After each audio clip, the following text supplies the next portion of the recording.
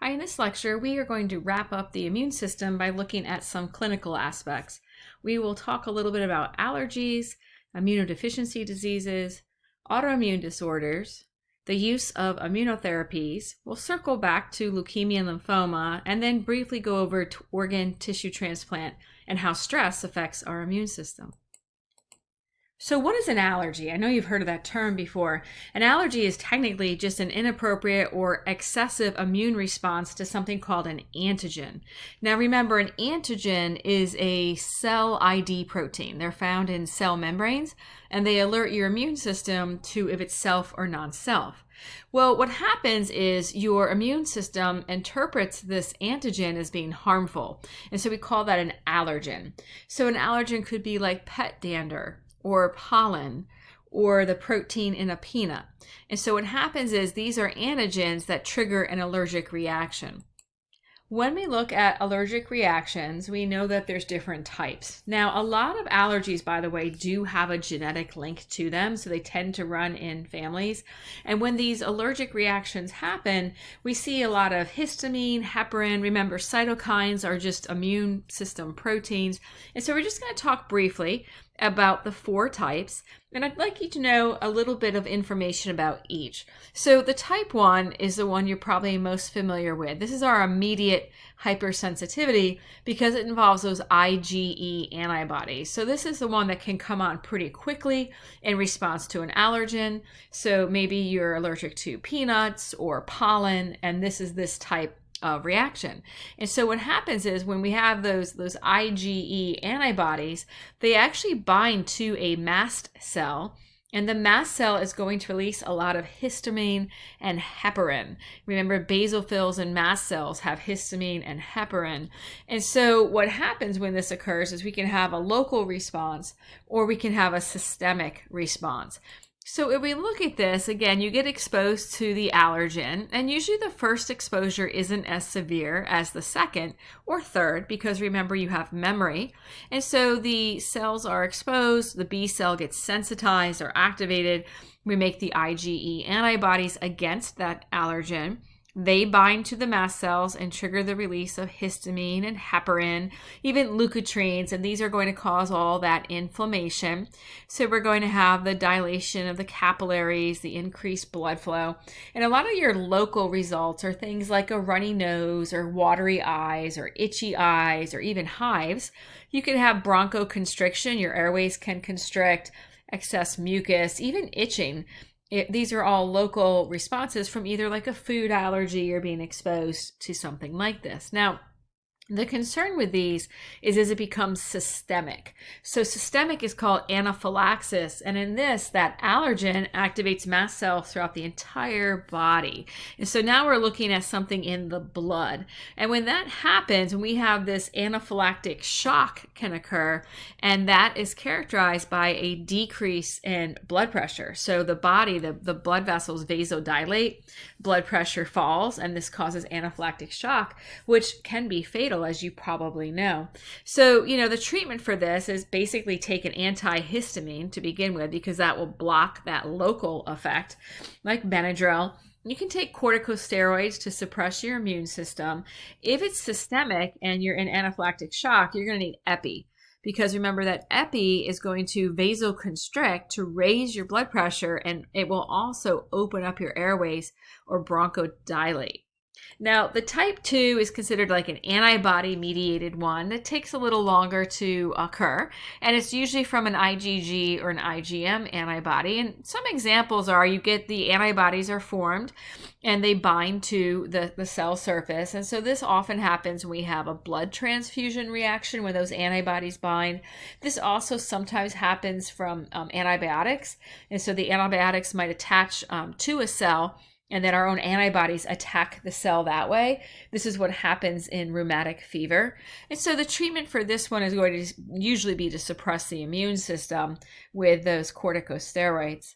Now the type 3, you can see for your 3, this is when you're going to have antigens throughout the body. So they're showing you complement gets activated, and you're going to have this widespread antigen antibody complexes. That's what this AGAB means. And so the antibody attaches to the antigen and forms that complex. But then what happens is you have so many of these antigen antibody complexes that they damage your cells. They get stuck in your kidney and damage your kidney. This is called glomerular nephritis. They get stuck inside your joints, and that's called rheumatoid arthritis. And even lupus is an example of this because they can be stuck in several different tissues in the body. And so again, they'll try to suppress your immune system with those corticosteroids, or they can even do something called plasmapheresis. And this is when the plasma is actually sorted or filtered and those antigen antibody complexes are removed. Your type 4, on the other hand, this is the real slow one to occur, and this is mainly caused by cytokines, those immune system proteins. And so this is a good example of if you have like contact dermatitis, so maybe you've switched laundry detergents and you start to get that itchy rash. This also happens when you have those haptens like poison ivy or detergents.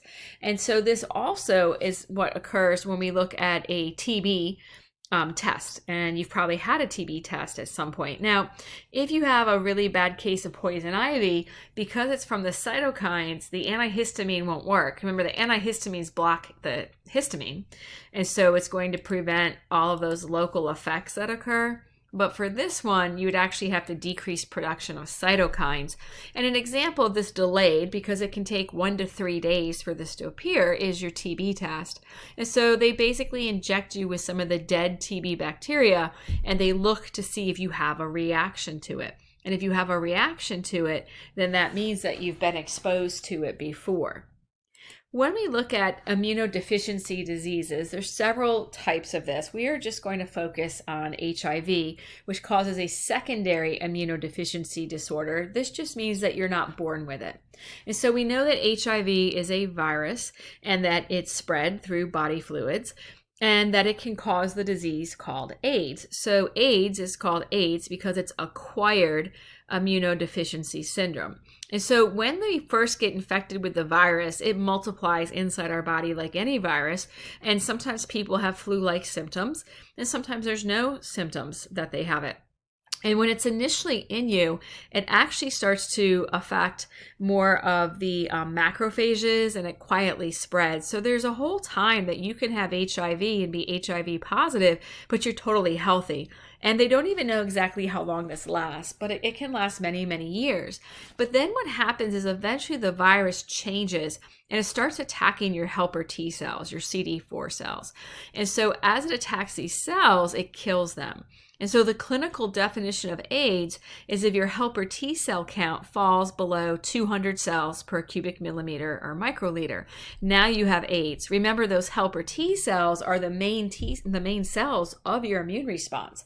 They're critical for stimulating the other T cells and stimulating the B cells to make antibodies. And so if you start to lose your helper T cells, you are now immunodeficient. Your immune system is compromised and it can't fight regular infections. So a lot of times individuals don't die from AIDS, they die from secondary infections that healthy people can have with no issues, like different kinds of pneumonias that can occur. Autoimmune disorders is basically your B cells attack your own antigens. So they attack self. It can also happen with these autoreactive T cells, meaning they're going after your own body cells. And so we're looking at the B cell and the T cells that basically aren't working properly, and they're reactive against yourself. So they're attacking self antigens. Things that cause this, we know they run in families. We know they're more common in women than men. It's like 3 times increased risk of having these if you're female. There can be environmental factors that you're exposed to. A lot of times they'll say that sometimes you get exposed to a virus and then it triggers it. And so there's several causes of these. And again, what happens is your immune system starts attacking yourself. So it attacks your own body cells instead of just the non-self cells. So, there's so many different examples of autoimmune diseases. You can see some here. So a lot of thyroid diseases. They do think that MS has an autoimmune component. A lot of GI diseases, celiac, Crohn's disease. We know that RA is autoimmune as well. And unfortunately, once you have one autoimmune disease, you're at a higher risk of having other ones. And so a lot of times the treatment is to suppress your own immune system. So you're back to taking your corticosteroids, prednisone, to suppress and kind of calm it down because you're making too many of these autoantibodies. And for some of these diseases, there's more specific treatments that I'm not going into, but generally speaking, you're trying to basically calm down the immune system. I just want to really quick mention immunotherapy. And so this is the idea of training our immune cells to work better. So you're basically taking T cells. So they use dendritic cells and T cells, especially when we look at NK cells. And we also look at our killer T cells. They're really good at killing viruses and cancers. And so they can take the antigen of your cancer and then they expose it to the cells out of your body. And then they make a clone of those. They make a T cell army and they inject it back into you and it fights your cancer. These are, you're not memorizing this at all, but these are some antigens we know of. So we can test these antigens, by the way, if someone has cancer to try to get an idea of which antigen is being expressed on those cells. And so there's a couple ways you take it out of the body. You can train the T cell, figure out which basically you're creating specialized T cells and then you're going to multiply them and then put them back in the body. So you take the patient's own blood, you make the cells in a lab. They actually can bioengineer these things to make them work better. You grow millions of them, you put them back in the patient, and now you have a specialized army to kill their particular cancer. So it's the pretty cool treatments and trials going on with that. Now, leukemias and lymphomas we talked about already with blood, but basically think of leukemia as a blood cancer, right? Bone marrow cancer, and then we have lymphomas. So you remember that you have your stem cells, and they can go different routes to form either your, white blood cells, a lot of your neutrophils, eosinophils, basophils, and then we also have the lymph side, right? We have the lymphocytes, which can be the B lymphocytes, the T lymphocytes, and the NK cells. So a lot of your lymphomas are from your lymphocytes, and it likes to hang out in lymph nodes, where the leukemias can be other white blood cells. Usually the leukemias, they're named according to their acute or chronic. Acute tend to be very aggressive. And in younger individuals where chronic tend to be slow growing, you could have a chronic form of leukemia and not pass away from the actual leukemia. And as far as, when we're looking at these, again, we are not memorizing all of this, but we know that lymphoma, we're looking mainly at the lymph nodes, the spleen, a lot of the lymph tissue. There's different types of lymphomas, whereas leukemia, we're looking mainly at cancer in the bone marrow of those white cells. And I just threw the multiple myeloma. We're not going over that, but it's one of the other common white cell cancers that we might see. And so, when we're looking at the signs and symptoms, let me go here I lost my place, of leukemia. We did already talk about, having fatigue. You can have swollen lymph nodes. You might have night fevers, night sweats. And so a lot of times they can do a biopsy of the lymph node to look for the suspected lymphoma. Treatment, you can wait and see, especially if it's chronic. Sometimes radiation works. If it's localized, you could do the radiation. The chemotherapy is the drugs to kill any fast-growing cell. So the aggressive, acute ones seem to respond better to chemo. Your biologic is basically what we were just looking at, the immunotherapy, where you're trying to train the cells to fight it.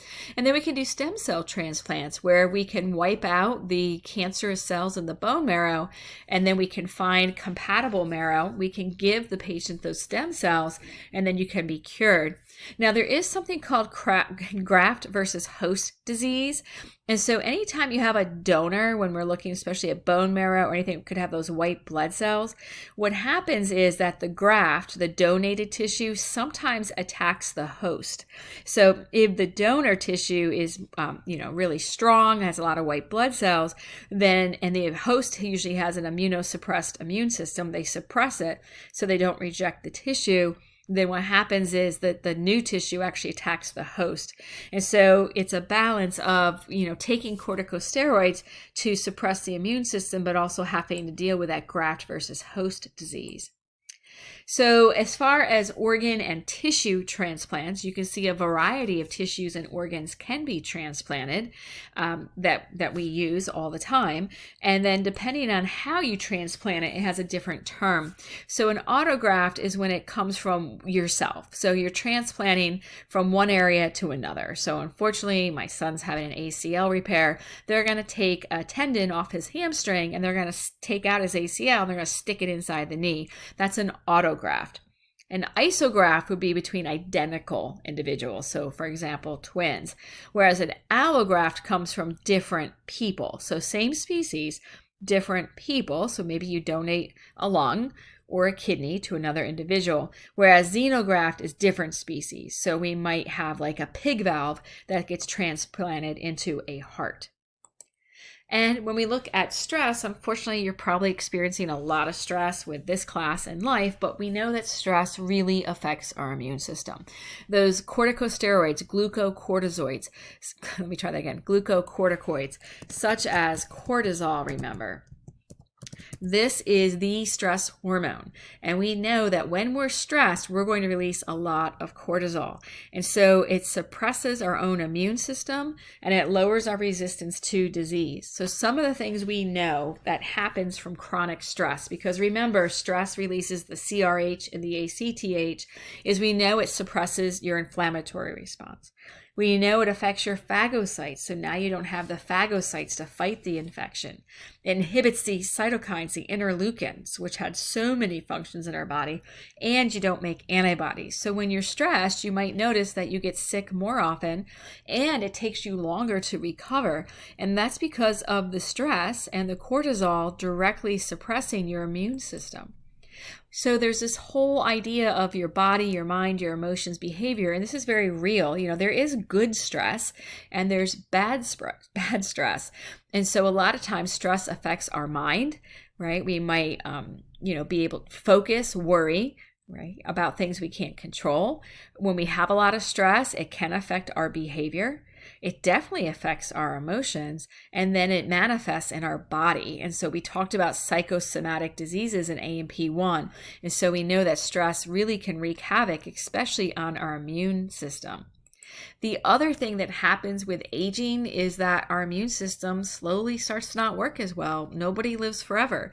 As we get older, we make less thymus hormone, so our T cells don't work as well. This is one reason why cancers go up with aging. Our B cells don't work as well, and we don't kill those tumor cells as quickly as we did when we were young.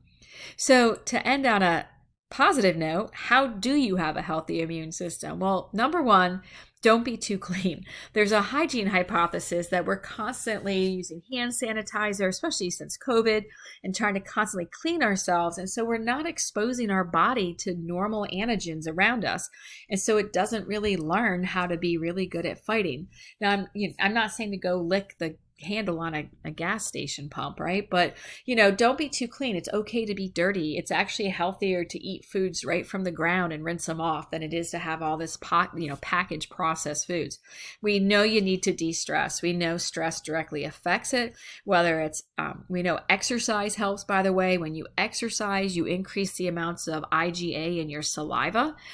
We know that when you exercise, it helps reduce stress. It increases neurotransmitter release. We know, listening to music can be helpful if that helps you, or meditation or prayer. So anything you can do to help relieve stress. Diet is important. This is just some of the information I've researched on different foods. You've probably heard eat a rainbow a day. It's true. And you're not memorizing this, by the way, but we know that what we eat really can affect our immune system. And you can kind of look over this list of some of these items here and see some of the studies that have shown how it does help protect us. And then we have supplements. So, there's echinacea supplements, there's zinc, and these have been shown to help boost our T cell count. And so it's a good idea to make sure that you're eating well, have a proper diet, and be hydrated and take care of yourself. And then one of the best things you can do to help your immune system is laugh. So these are all bona fide studies of research studying laughter. I would have loved to have been in that study. And if you think about it, an average kindergartner, right, 5-year-old, laughs 300 times a day, and these are full out, belly laughs, right? Whereas an adult might be lucky if we laugh 17 times a day. And so laughter really is the best medicine. It works. So while you're stressed, just rent some kind of stupid, funny movie that will make you laugh. I always like Osmosis Jones. It's really gross with the pustules, but it's a pretty good job and pretty good on showing the immune system. And so with the idea of laughter, I'm going to leave you with this cartoon. So that wraps up our clinical applications of the immune system lecture.